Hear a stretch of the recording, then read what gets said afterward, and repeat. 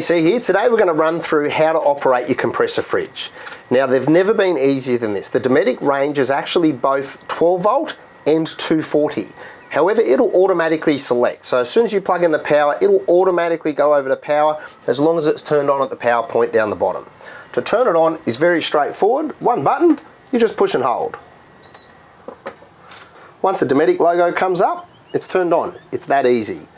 Now there is a couple of settings. So if you want to adjust the temperature, you just push once and select it and then dial where you want your temperature set, select to enter.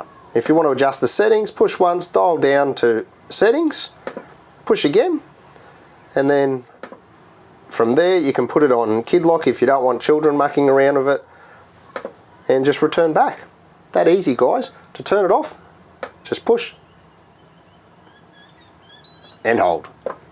Thanks very much.